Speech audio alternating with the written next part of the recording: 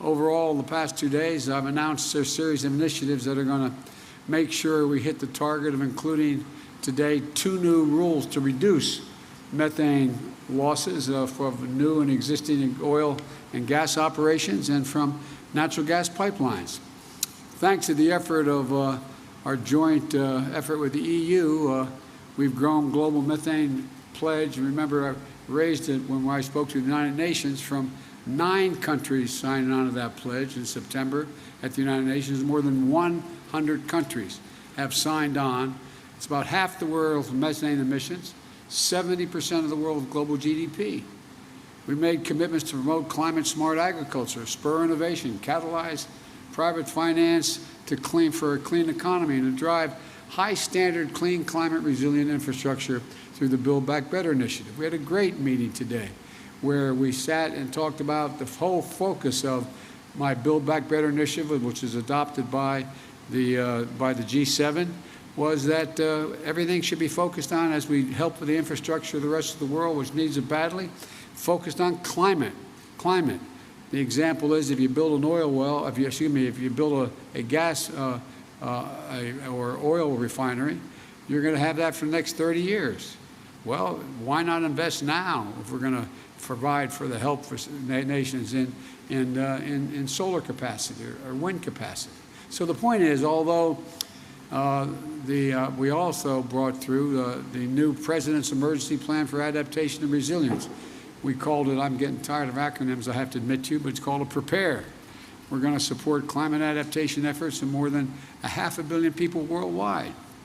We also released our overall long-term strategy that outlines how we'll get to net zero emissions by 2050.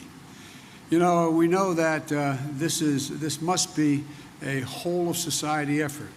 I'd also want to thank the representatives from the private sector and from labor and philanthropies, civil societies who are dedicating themselves to the climate action efforts we're all making here. That leadership, together with action by state and local and tribal governments, has been essential in the United States. That's why, despite the previous administration's pulling us out of the Paris Agreement and refusing even to acknowledge there was a climate crisis, we still brought down emissions during that period. I also want to acknowledge the passion and power of the young people and the activists who are doing such vital work to remind us of our moral obligation to future generations. But look, as I said yesterday, it's not just a moral imperative, it's an economic imperative as well. Investing in our clean energy future is an enormous opportunity for every country to create good-paying jobs and spur a broad-based economic recovery. As I've said, you've heard me say before, and my colleagues as well, when I think of climate crisis, I think of jobs. And that's what the Build Back Better framework will do for the American people. It's going to bring historic investment in clean energy addressing the climate crisis. It's going to cut greenhouse gas emissions by well over a gigaton by 2030. It's going to save consumers money in their energy bills and with tax credits for things like installing solar panels and weatherization of their homes.